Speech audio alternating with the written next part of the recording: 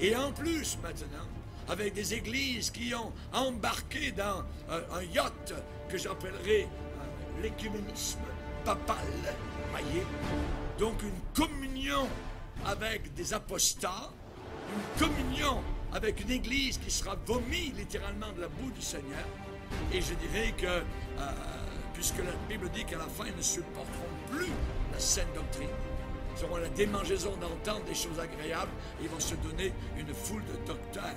Le Seigneur a bien dit, si quelqu'un a honte de mes paroles, j'aurai honte de lui aussi devant mon Père. Je suis venu dans ce monde pour donner la vue à ceux qui ne peuvent pas voir.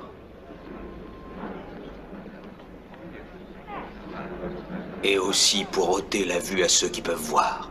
Ai-je bien compris ta pensée? Selon toi, nous qui sommes des justes sommes aveugles. Flammas eius, Lucifer matutinus inveniat. Ille, in quam Lucifer, qui nescito casum, Christus filius tuus, qui regressus ab inferis, humano generis serenus iluxit, et tecum vivit et regnat in saecula saeculorum.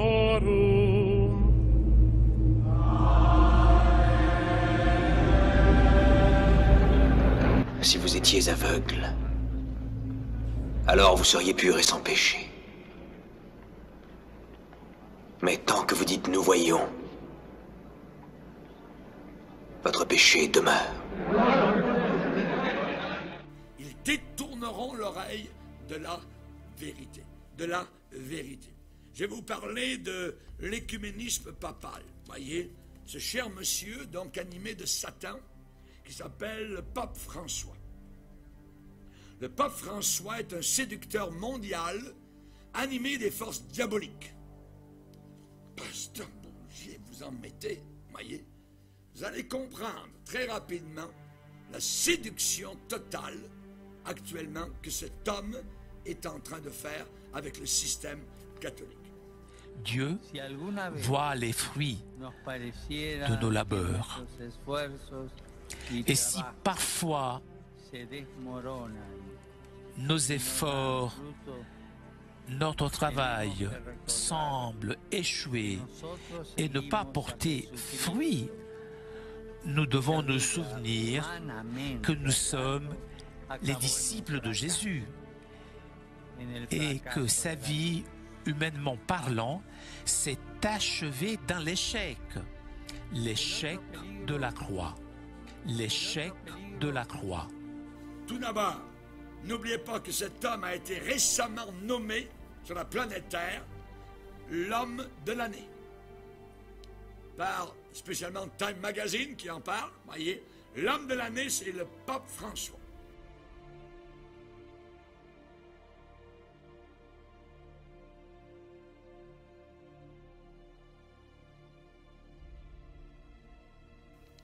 Et le pape François particulièrement a des révélations, voyez, puisqu'il est le pape, et normalement dans ses dogmes, hein, selon le dogme catholique, il est infaillible. Il est infaillible. Alors, il a eu dernièrement des révélations, et le pape François déclare, à travers l'humilité, la recherche de l'âme et la contemplation de la prière, nous avons acquis une nouvelle compréhension de certains dogmes. Écoutez bien tous les mots. Une nouvelle compréhension nouvelle de certains dogmes. Écoutez bien. Un démon grenouille qui est en train de sortir. L'Église ne croit plus en un véritable enfer où les gens souffrent. Cette doctrine est totalement incompatible avec l'amour infini de Dieu. Les gens, hein, c'est bon, merveilleux. Dieu n'est pas un juge, mais un ami, un amant de l'humanité. Dieu ne cherche pas à condamner, mais seulement à embrasser. Il dit, le pape, comme la fable d'Adam et Ève. Notez les mots, la fable d'Adam et Ève. Nous voyons l'enfer comme, écoutez bien, un dispositif littéraire. Conducteurs aveugles! Vous coulez un insecte et vous avalez un chameau! Vous vous pliez devant la lettre de la loi et vous trahissez le cœur de la loi. Justice, miséricorde, fidélité. Vous ressemblez à des sépulcres blanchis qui paraissent beaux au dehors, mais qui au-dedans sont pleins d'ossements, de morts et de toutes espèces d'impuretés. Vous voyez ces pierres? Eh bien, je vous le dis en vérité, il ne restera pas ici pierre sur pierre qui ne soit renversée.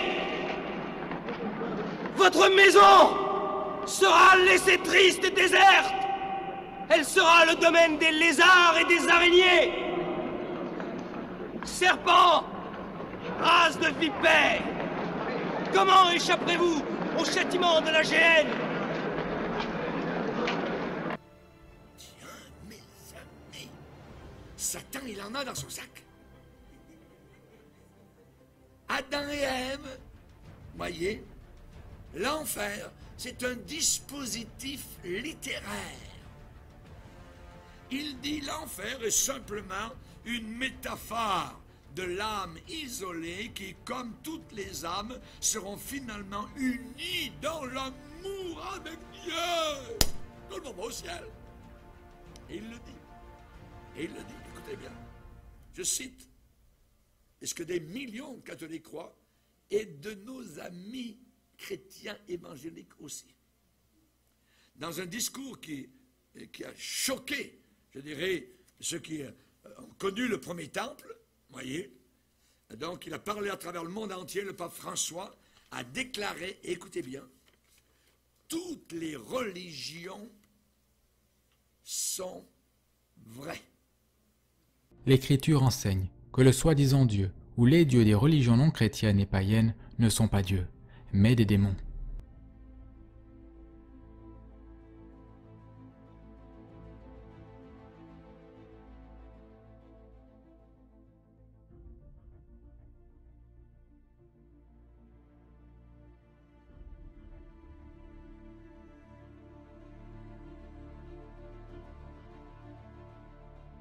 Ceux qui n'adorent pas le Dieu du christianisme n'adorent pas Dieu, mais des démons.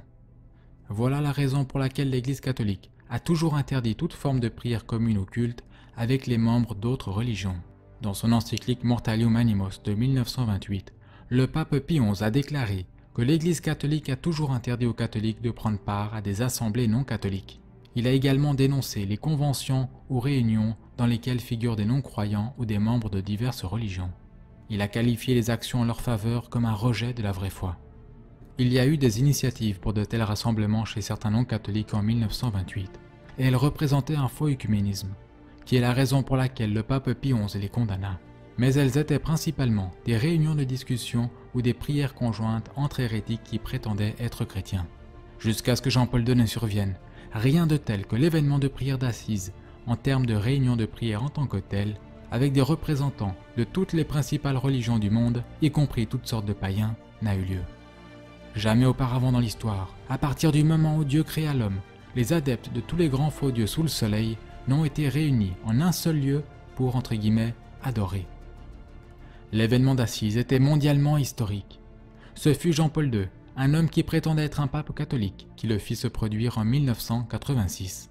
Et lorsque vous y pensez, seul quelqu'un dans l'ère moderne, en possession des moyens modernes de communication et de transport, qui avait la renommée internationale, le charisme et l'influence de Jean-Paul II, pouvait organiser un tel jour de culte, auquel se présenteraient en un lieu, pour prier les divers faux dieux, les dirigeants de toutes les principales religions du monde.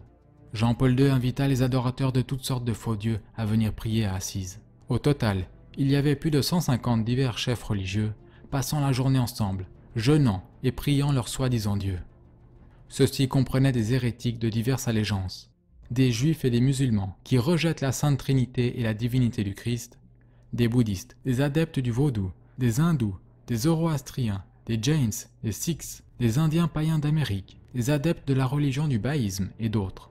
À l'événement de Jean-Paul II se trouvaient des adorateurs de Bouddha, de serpents, d'esprits de diverses sortes et même du Grand Pouce, parmi beaucoup d'autres. En organisant cet événement mondialement historique de l'idolâtrie et du faux culte, l'antipape Jean-Paul II ne faisait pas qu'endosser et faciliter l'idolâtrie. Il a fait ceci certainement, mais il commettait également lui-même l'idolâtrie. Car l'acte même d'organiser un tel événement est une profession de foi publique en de faux dieux. C'est une profession de foi en tous les faux dieux adorés à Assise. Pensez-y de cette façon.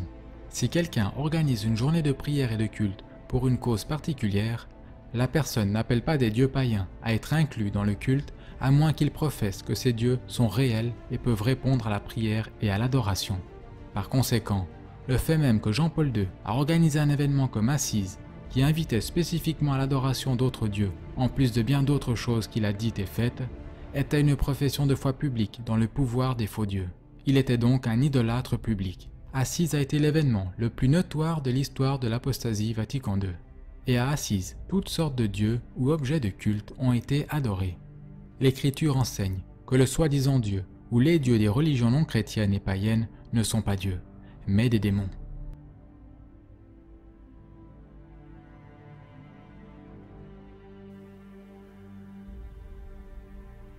Hey! On va s'arrêter juste là-dessus. Les bouddhistes, les mahométans, les hindouistes qui adorent Vishnu, Krishna, tous les démons de l'enfer. Il dit toutes les religions sont vraies. Pourquoi dit-il ça? Il dit parce qu'elles sont vraies dans les cœurs de tous ceux qui croient en elles.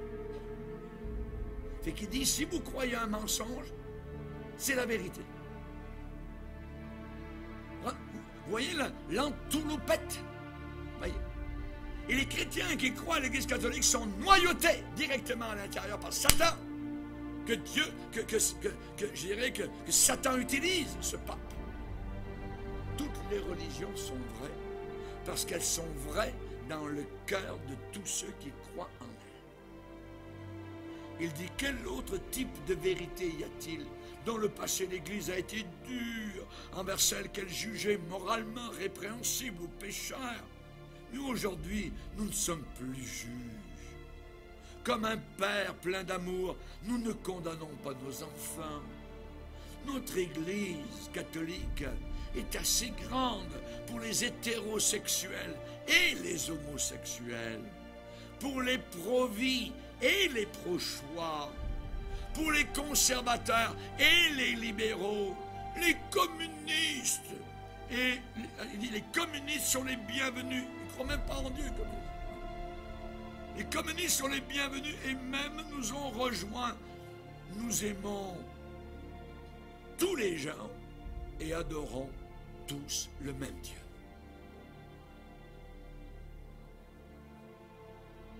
Oui, menteur. Et je vais vous lire parce que ça vaut la peine, c'est très important, je suis en train de vous enseigner. Au cours des 6 derniers mois, les cardinaux, les évêques catholiques et les théologiens dans la Cité du Vatican ont discuté sur l'avenir de l'Église pour redéfinir des doctrines et des dogmes catholiques de longue date. Le 3e Concile Vatican II est le plus grand, le plus important depuis le Concile Vatican le 3e Concile, c'est ça, est le plus grand et le plus important depuis que le Concile Vatican II a été conclu en 1962. Donc le pape François a convoqué le nouveau table ronde, un conseil, afin de terminer le travail de Concile Vatican II. Donc, et le 3e concile s'est conclu et le pape François annonce maintenant que le catholicisme est maintenant une religion, écoutez bien les deux mots, moderne et raisonnable. Le catholicisme est maintenant moderne et raisonnable. Et il a subi des changements évolutifs. Donc, c'est une église à géométrie variée. Un jour, elle croit ceci, à un autre moment donné, elle croit autre chose. Elle peut détruire ce qu'elle a cru auparavant. Ce n'est plus du tout, donc, l'Église qui disait le pape est infaillible dans ses dogmes, mais peut-être mieux de croire ce qu'il dit, ça ne changera jamais. Voyez, ça change. Donc maintenant, le catholicisme est une religion moderne et raisonnable qui a subi des changements évolutifs. Et il dit le temps est venu d'abandonner toute intolérance. Exactement. S'il y a quelqu'un qui a été intolérant sur la terre, c'est Jésus. Très intolérant face au péché, face à l'éternité, voyez. Nous devons reconnaître que la vérité, dit-il le pape, que la vérité religieuse évolue et change. Regardez bien ce qu'il dit. La vérité n'est pas absolue. The leaders of this event, which is called Makudashet, will perform an 11-day consecration. If you aren't aware, a consecration happens when somebody performs a ceremony, declaring something as holy. The fact that Muslims, Jews, and Roman Catholics are gathering for a consecration means that they are all declaring their interfaith religion, their new God, to be holy. This is not good and may signal the beginning of the one-world religion that Pope Francis has worked so hard to achieve in the year 2016. The Vatican, indeed, is one of the chief proponents of the ecumenical movement around the world and in Israel. For the past 3 years, Pope Francis has worked tirelessly toward a new world religion in which all denominations are brought together as one. If you look at Francis's outreach over the past 3 years, and specifically in 2016, you'll find somebody who has openly condemned evangelical Christianity and the belief that you must have a personal relationship with Jesus. He has openly warned that this belief is dangerous. He has also equated the spread of the gospel under evangelical Christianity to jihadism. In the meantime, he has done quite a bit of outreach to every other religion in the entire world. Why is this happening? The extent of Francis's outreach to other denominations in 2016 alone has been mind-boggling. In February, Francis held an emergency meeting with Patriarch Kirill of Russia for the first time since the 1054 Schism. Kirill then went directly to Antarctica, where he performed a bizarre religious ceremony consecrating the land and water surrounding the continent. Francis has also done outreach to Patriarch Bartholomew of Turkey, in which both leaders voiced support for the migrant crisis and called for more migrants to enter Europe. In May, Francis met with Al-Azhar of Egypt, who is the head of Sunni Islam. In January, Francis became the third pontiff ever to visit Rome's major synagogue. He has also hosted Jewish religious and political leaders at the Vatican. In June, Francis outreached to the Armenians. In July, Pope Francis visited Poland and told all of the young people in the audience to, quote, believe in a new humanity. In August, Pope Francis won a huge initiative with U.S. Lutherans. A document called the Declaration of the Way was passed by a majority of 931 to 9. It recognizes that there is no longer church-dividing issues between Lutherans and Roman Catholics. This means that 3.7 million U.S. Lutherans are now absorbed into the New World Religion. Also in July, Francis was the driving force behind a ceremony in the United States called Together, organized to bring all Christians in front of a 6,660-inch obelisk, or the Phallus of Osiris, for worship. One of the major symbols we saw at Together 2016 was the Ouroboros, which is the serpent eating its own tail. The earliest legend of the Ouroboros has to do with the coming of Osiris, the god of the underworld. The Ouroboros is a highly occult symbol signifying the end of an eon, or the end of time. In occultism, the end of one eon usually results in a reset, brought about by some cataclysmic event. When used together, the obelisk and the Ouroboros show us the coming of Osiris to inhabit his temple at the beginning of the next eon, which is the start of the Golden Age. The fact that this symbol was put on display throughout Francis's Together 2016 event is very demonic. What is Francis doing, and why is he doing it? The answer is that he's merely carrying out a role, playing his part in the creation of a new world religion.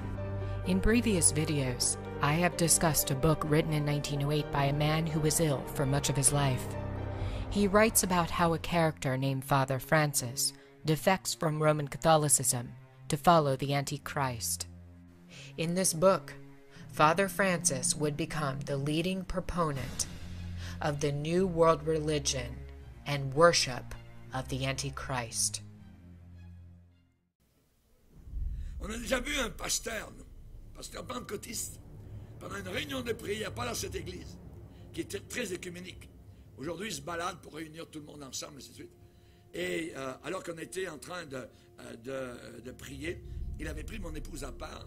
Il nous dit, vous pensez que vous avez la vérité, qu'il y a juste vous, ainsi de suite, que vraiment, donc, vous avez la vérité absolue, tout ça, et que... André a dit, ce livre a la vérité absolue, et nous la prêchons, et nous la vivons. Aujourd'hui, 20 ans plus tard, il est en train de vouloir rassembler tout le monde, tout ça. Hein, il travaillait à côté de pasteurs protestants qui ne croient même pas souvent à la résurrection, quoi que ce soit. Donc, toutes sortes de choses donc, que nous voyons. Le pape, on arrive à ça. La vérité n'est pas absolue ou gravée dans la pierre.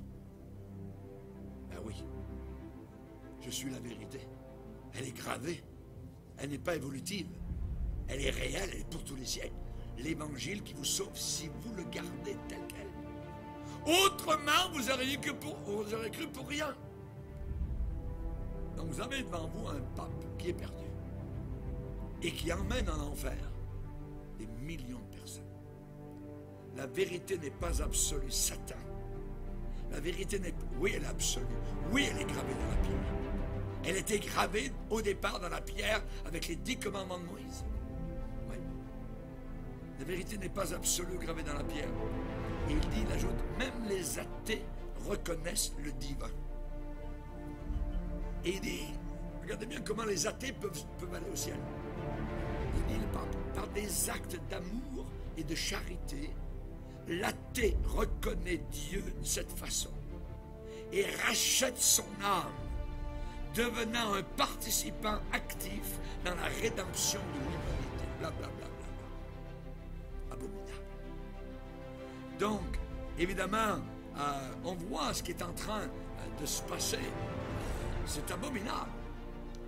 Et il dit, je cite encore, je vais bientôt finir, Dieu est en train de changer et d'évoluer en tant que nous-mêmes. Dieu est en train de changer et d'évoluer en tant que nous-mêmes. Dieu, c'est nous. Nous, c'est Dieu. Il dit, Dieu vit en nous, dans nos cœurs. Lorsque nous diffusons l'amour et la bonté dans le monde, nous touchons notre propre divinité et nous la reconnaissons. Maintenant, Satan va plus loin. Ce qui est gênant, c'est ce livre. Regardez ce que le pape dit de la Bible. La Bible est un beau livre saint, mais comme toute grande et anciennes œuvres, certains passages ne sont pas à jour. Ça vous fait penser à Satan. Dieu a-t-il réellement dit? Certains passages, oh, Monsieur François, cette Bible est très à jour. Et cette Bible va te condamner jusqu'au fond de l'enfer. certains passages ne sont pas un jour mon aïe. Voyez.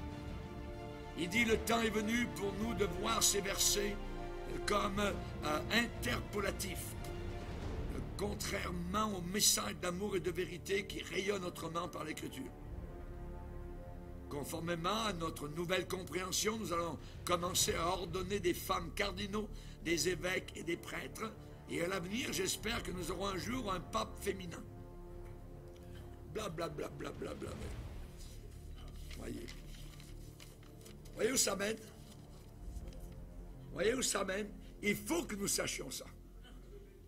Il faut que nous sachions cela. Voyez, nous avons là un homme de Satan, directement placé à Rome, et qui, au travers de la planète Terre, veut former la religion mondiale de l'Antéchrist. C'est abominable. It has been prophesied that a religion of the New World Order would be established. It would dissolve boundaries between faiths. All would come together, united, in worship of the false light. There are Luciferians in history who predicted that Christianity and all religions would eventually collapse, making way for the religion of pure Luciferianism. A couple of these individuals was Luciferian and 33rd degree Grand Wizard Albert Pike, as well as Luciferian Helena Blavatsky. She viewed Christianity as a major challenge to the agenda of unveiling a new world religion. Christianity, in her opinion, would have to be done away with in order to unveil the new religion. We also have warnings from a former Jesuit who was murdered in 1999 that a one-world religion was in the making. It was an ecumenical religion that was being set up for all to follow. Malachi Martin told us a secret in an interview with Art Bell before he died. Luciferians had infiltrated the Vatican and were planning to set up a new religion, one they believed would last for 1,000 years. Amongst Luciferian organizations, there is a prophecy that they can invade the citadel, and that's their name for the Vatican. They will have power for 1,000 years. How close are they? Very close. You might remember when Francis came to America last September, we saw a major push toward the full ecumenical agenda. Francis's itinerary started on September 23rd, 2015, one day after he landed in the United States. He had set his sight on finalizing what his predecessor, Pope John the 23rd, had set into motion on September 23rd, 1959. It was on this day John would offer a prayer that would begin the downfall of the Roman Catholic Church. A document would be penned declaring a new outreach to all religions in the world as children of the same God. Without a doubt, Vatican II is remembered as Catholicism's greatest push toward the new world religion. Vatican II would change everything about the actions of all future popes. It was now about piecing together a new religion, one that would be ready, waiting for the coming of the capstone. Pope Francis is truly preparing that new faith right now for all in the world to become a part of.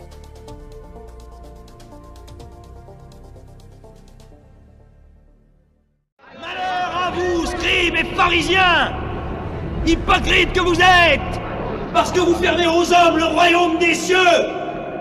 Vous n'y entrez pas vous-même, et vous n'y laissez pas entrer ceux qui le désirent.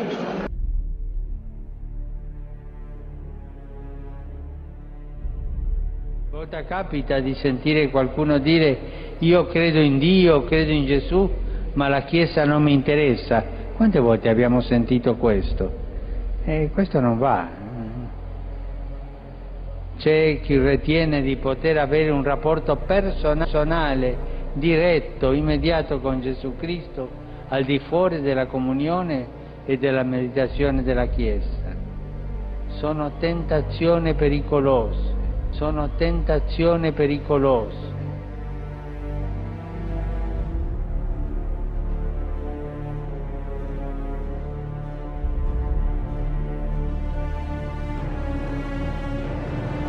Conducteurs aveugles! Vous coulez un insecte et vous avalez un chameau! Vous vous pliez devant la lettre de la loi et vous trahissez le cœur de la loi. Justice, miséricorde, fidélité. Vous ressemblez à des sépulcres blanchis qui paraissent beaux au dehors, mais qui au dedans sont pleins d'ossements, de morts et de toutes espèces d'impuretés. Vous voyez ces pierres? Eh bien, je vous le dis en vérité, il ne restera pas ici pierre sur pierre qui ne soit renversée.